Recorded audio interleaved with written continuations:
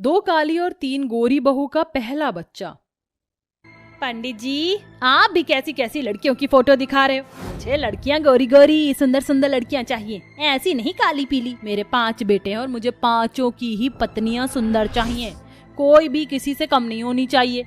बहन जी, मेरे पास लड़कियों की कमी थोड़ी है। ये तो एक से एक फोटो है, आप देखती रहोगी लेकिन फोटो खत्म नहीं होंगी। कई सारी फोटोज देखने के बाद रुक्मणी को केवल 3 ही लड़कियां बहुत ज्यादा पसंद आती हैं। अब फिलहाल तो मुझे ये तीनों लड़कियों की फोटो पसंद आई, बाकी के मेरे 2 बेटे रह गए, उनके लिए आप मुझे बाद में फोटो दिखा देना। अभी आप इन तीनों लड़कियों के घर वालों से रिश्ते की बात करो। ठीक है बहन जी, जैसा आप कहो। ऐसा कहकर सारी की सारी फोटोज पंडित जी अपने झोले में रख लेते हैं और बाकी की 3 फोटोज वो अलग से निकाल लेते हैं, जिनके घर वालों से पंडित जी को बात करनी होती है। इधर पंडित तीनों लड़कियों के परिवार वालों से रिश्ते की बात पक्की करवा लेता है, तो उधर रुक्मणी के 2 छोटे बेटे अपनी पसंद की लड़की से शादी कर लेते हैं और उन्हें अपने साथ घर ले आते हैं। माँ, हम आपको बताना तो चाहते थे, लेकिन क्या करें, बताने का समय ही नहीं मिला। हाँ माँ, इन दोनों से मिलो, ये दोनों हमारी पत्नियां हैं, आज ही हमने इनसे शादी की है। अपनी काली बहुओं को देखते ही रुक्मणी का खून खौल उठता है और वह जोरदार तमाचा अपने दोनों बेटों के मुंह पर मारती है। तुम्हारा दिमाग खराब हो गया क्या? तुमने मुझे एक बार भी नहीं पूछा, तुम्हारी हिम्मत कैसे हुई मुझसे बिना पूछे शादी करने की? और ये कैसी लड़कियों से शादी की है? इनका रंग देखो कितना काला है। अरे ये दोनों हमारे घर की बहू बनने के लायक ही नहीं हैं। माँ, आप ये कैसी बातें कर रही हो? किसी के गोरे या काले रंग से आप उसके बारे में ऐसा नहीं कह सकती। ये मेरी पत्नी है और मैं इसी के साथ रहूंगा। माँ, मैं इसे नहीं छोड़ूंगा, फिर चाहे मुझे इस घर से ही जाना क्यों ना पड़े। आजाद अपनी पत्नी रजनी का हाथ पकड़ता है और वहां से जाने लगता है। वहीं निखिल भी इसी तरह बरखा का हाथ पकड़कर वहां से जाने लगता है। अपने दोनों बेटों को जाते हुए देखा रुक्मणी से रहा नहीं जाता, उसकी ममता बाहर आ जाती है और वह अपने दोनों बेटों को रोक लेती है। ठीक है, तुम दोनों ने मेरी एक नहीं सुनी, लेकिन मैं तुम्हें अपनी आंखों से अलग नहीं होने दे सकती। आखिर तुम मेरी औलाद हो, तुम्हारी गलतियों को माफ करना तो पड़ेगा ही। रुक्मणी अपनी दोनों काली बहू का बेमन से गृह प्रवेश कर देती है। इसके बाद वो अपनी दोनों काली बहुओं के ऊपर ध्यान देना बिल्कुल बंद कर देती है और अपने तीनों बड़े बेटों की शादी में लग जाती है। कुछ ही समय में वह अपने घर में अपने तीनों बेटों की गोरी बहुओं का गृह प्रवेश करती है। आओ बहू आओ, घर में आओ, तुम बहुत सुंदर लग रही है, बिल्कुल घर की लक्ष्मी की तरह। रुक्मणी के कहने पर उसकी तीनों गोरी बहू घर के अंदर आ जाती हैं। ये क्या, बहुत गर्मी हो रही है यहाँ पर, आपने कुछ इंतजाम नहीं करवाया? इतने गरीब हो क्या, आपके घर में एक एसी तक नहीं है। ऊपर से ये भारी भारी लहंगे भी बहुत हैवी लग रहे हैं। हाँ जी, पहले हमें हमारा कमरा दिखा दीजिए, हम पहले थोड़ा आराम करेंगे।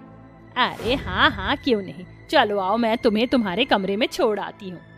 रुक्मणी अपनी तीनों गोरी बहू को उनके कमरे में छोड़ कर आती है, जिसके बाद उसकी तीनों बहुएं अपने कमरे में आराम करने लगती हैं। तो वहीं दूसरी तरफ रुक्मणी अपनी दोनों काली बहुओं से आकर कहती है, तुम दोनों यहाँ क्या कर रही हो? चलो जाओ, तुम्हारी जेठानी आई हैं, उनके लिए खाने के लिए बनाओ, उसके बाद उनकी बाकी की रस्में भी करवाई जाएंगी। ऐसा कहकर रुक्मणी वहां से चली जाती है और उसके जाने के बाद उसकी दोनों काली बहू एक दूसरे से कहती है, हम लोग इस घर में आए थे तो माँ जी ने हमारी एक भी रस्म नहीं करवाई। हाँ, तुमने सही कहा, लेकिन इसमें गलती भी तो हमारी है, हमने उन्हें बताए बिना ही शादी कर ली। तभी रसोई के बाहर निखिल ये सब सुन लेता है। ओहो, तुम भी ना, तुम्हें टेंशन लेने की जरूरत नहीं है। जैसे भाभीयों की सारी रस्में होंगी वैसे ही तुम्हारी भी करवा दी जाएगी, मैं माँ से कह दूंगा। निखिल ये बातें अपनी माँ से जाकर कह देता है, लेकिन उसके जाने के बाद रुक्मणी को बहुत तेज गुस्सा आता है। कल्लो मैया को मैं अपनी बहू के आसपास बिना भटकने दूं, रस्मों की तो बहुत दूर की बात रही।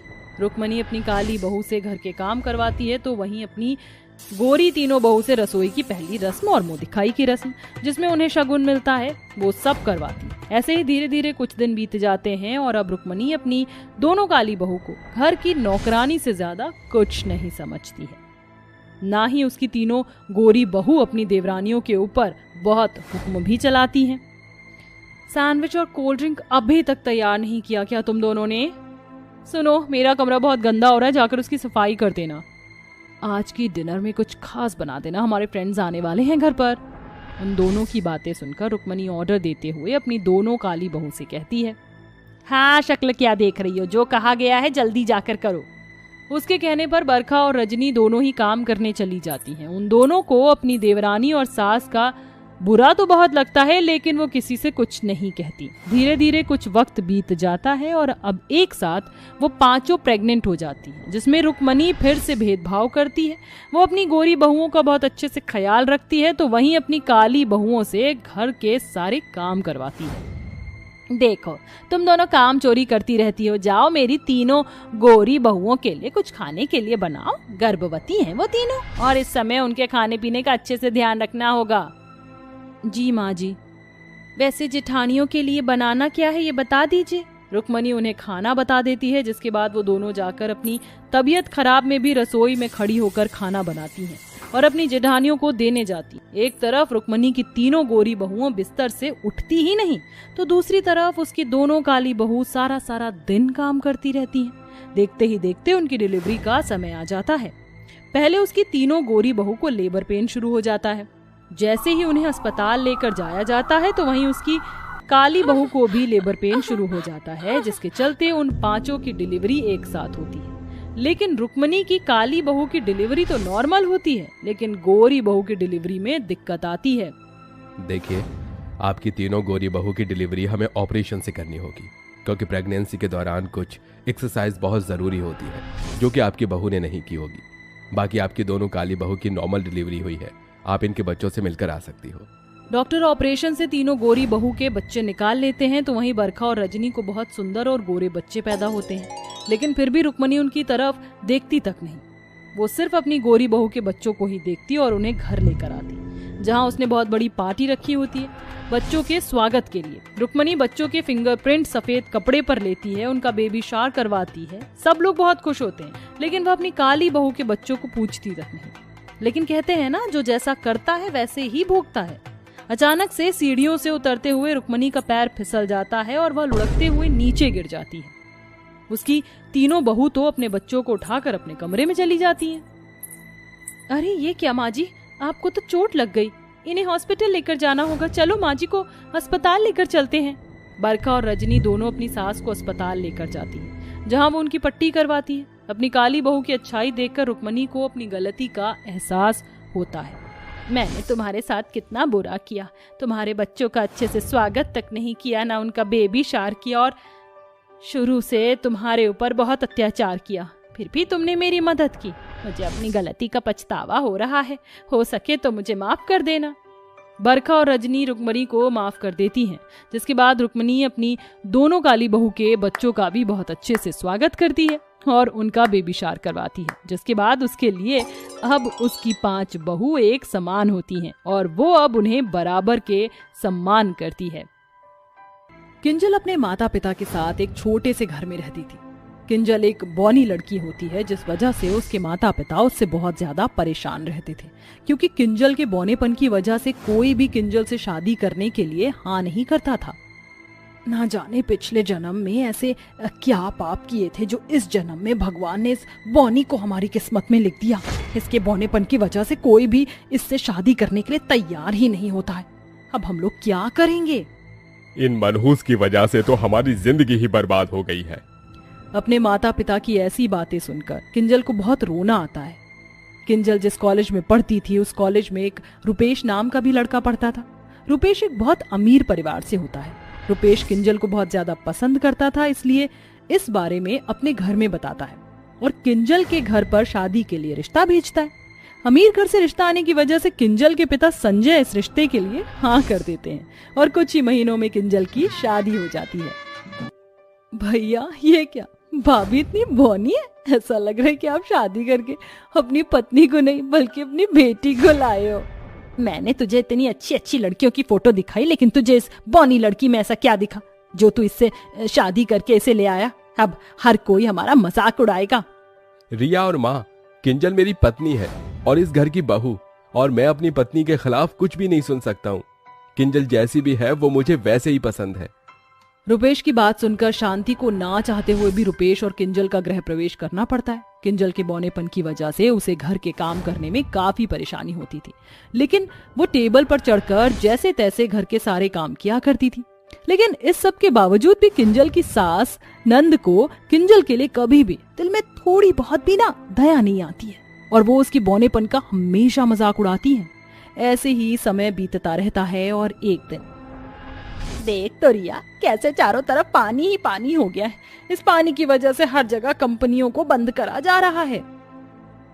शांति इतना कह ही रही होती है कि तभी रुपेश आंखों में आंसू लिए घर आता है, जिसे देखकर शांति कहती है, क्या हुआ रुपेश, तू रो क्यों रहा है? सब कुछ ठीक है ना? सब खत्म हो गया माँ।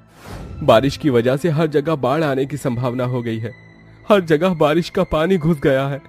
हमारी कंपनी में भी पानी घुस गया है, जिस वजह से हमारी कंपनी सील हो गई है। कंपनी की सील होने की वजह से कंपनी ने जिन जिन एम्प्लॉयज को रखने के लिए घर दिया था, कंपनी उनसे घर वापस ले रही है। यानी कि अब ना हमारे पास पैसे कमाने का कोई जरिया है और ना ही रहने को छत है। हम माँ बेघर हो गए। नहीं बेटा, ऐसा नहीं हो सकता। अब हम लोग कहाँ जाएंगे? इस घर के अलावा तो हमारे पास और कोई ठिकाना ही नहीं। अब हम लोग कहाँ रहेंगे? माँ जी, रुपेश जी, आप लोग फिक्र मत करिए, सब कुछ ठीक हो जाएगा। ये सिर्फ कुछ ही समय की परेशानी है। तू तो चुप ही कर। जब से तेरे ये मनहूस कदम हमारे घर में पड़े हैं, तब से हमारे घर की सारी खुशियां ही चली गई हैं। इन सब की जिम्मेदार तू है, सिर्फ तू। अपनी सास की ऐसी बातें सुनकर किंजल रोने लगती है, जिसके बाद अब सारा परिवार घर से बेघर हो जाता है और पूरा परिवार रोड पर आ जाता है। जिसके बाद बचे कुचे पैसों से रुपेश एक किराए का मकान ले लेता है और उस छोटे से किराए के मकान में अब सारा परिवार रहता है।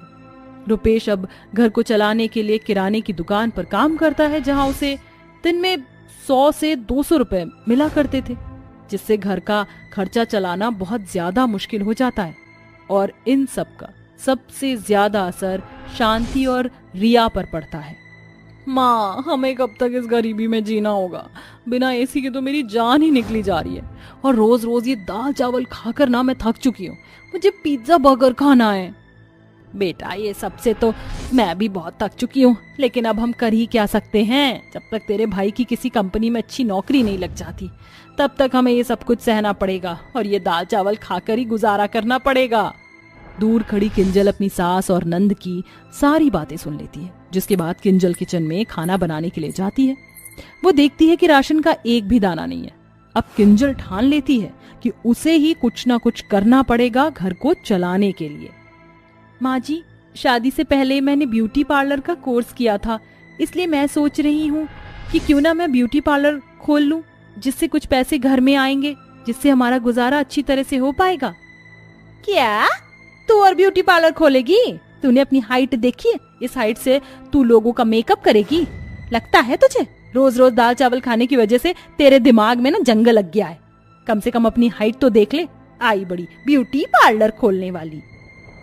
ब्यूटी पार्लर का तो पता नहीं, लेकिन तुम एक काम कर सकती हो, जोकर के कपड़े पहनकर तुम लोगों का एंटरटेनमेंट कर सकती हो। शायद उसी से कुछ पैसे तुम्हें मिल जाए। माँ जी, रिया, बौना होना ना कोई पाप तो नहीं है। दुनिया में ऐसे कई इंसान हैं जो बौने हैं, लेकिन इसका मतलब ये नहीं कि वो अपनी जिंदगी में कुछ कर नहीं सकते हैं। आप मुझ पर विश्वास तो करिए। मुझे पूरा यकीन है कि मेरा ब्यूटी पार्लर जरूर चलेगा। अगर तुझे इतना ही यकीन है तो खोल ले ब्यूटी पार्लर, लेकिन मैं तेरे इस काम में एक भी पैसा नहीं लगाने वाली। कहीं मेरे पैसे डूब गए तो क्या होगा? वैसे ही पैसों की इतनी परेशानी चल रही है।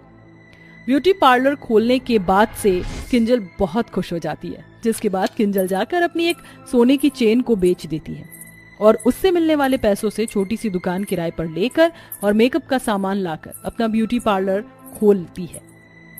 ब्यूटी पार्लर खोलने के कुछ दिन तो किंजल के पार्लर में कोई भी नहीं आता, लेकिन एक हफ्ते बाद किंजल के पार्लर के बाहर एक बड़ी सी गाड़ी आकर रुकती है और उसमें से एक लेडी नीचे उतरती है। लेडी ब्यूटी पार्लर का बोर्ड देखकर पार्लर के अंदर जाती है और किंजल से कहती है, मेरा नाम मोनिका है और मुझे एक पार्टी में जाना है। पार्टी में जाने के लिए मुझे पार्लर से रेडी होना था और मैंने जिस पार्लर में अपॉइंटमेंट ली थी उन्होंने अपॉइंटमेंट कैंसिल कर दी। क्या तुम्हें मेकअप अच्छे से करना आता है? जी मैम, मुझे मेकअप बहुत अच्छे से करना आता है। आप बैठ जाइए, मैं आपका बहुत अच्छे से मेकअप करूंगी। जिसके बाद मोनिका चेयर पर बैठ जाती है और किंजल उसका बहुत सुंदर मेकअप करती है। इतना सुंदर मेकअप मोनिका ने पहली बार देखा था, जिसे देखकर मोनिका बहुत खुश होती है और कहती है, वाओ, इतना सुंदर मेकअप मैंने आज से पहले इतना सुंदर मेकअप कभी नहीं देखा। बताओ इस मेकअप के तुम कितने चार्जेस लोगी? मैं तुम्हें मुंह मांगी चार्जेस देने के लिए तैयार हूँ। मुझे तो लगता है आज पार्टी में सबसे ज्यादा सुंदर मैं ही लगूंगी। मोनिका इतने अच्छे मेकअप के लिए किंजल को बहुत ज्यादा पैसे देती है, जिसे देखकर किंजल बहुत ज्यादा खुश हो जाती है। मोनिका जिस पार्टी में जाती है उस पार्टी में सभी को मोनिका का मेकअप बहुत ज्यादा पसंद आता है, जिसके बाद मोनिका सबको किंजल के ब्यूटी पार्लर के बारे में बताती है। अब हर कोई मेकअप के लिए किंजल के ब्यूटी पार्लर में ही आया करता था।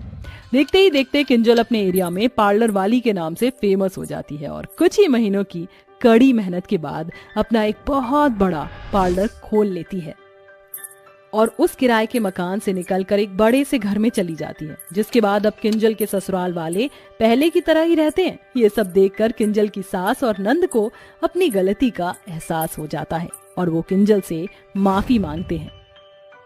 किंजल बहू, मुझे माफ कर दे, मैंने तेरे बौनेपन का इतना मजाक उड़ाया, लेकिन मैं नहीं जानती थी कि तू इतना सब कुछ कर लेगी और आज तेरी वजह से ही हम लोग उस गरीबी से निकल पाए हैं। भाभी मुझे भी माफ कर दो, मैंने भी हमेशा आपके बौनेपन का मजाक उड़ाया। अब मैं कभी भी किसी का मजाक नहीं उड़ाऊंगी, मुझे माफ कर दीजिए। किंजल शांति और प्रिया को माफ कर देती है। अब किंजल और उसका पूरा परिवार खुशी खुशी एक साथ रहते हैं।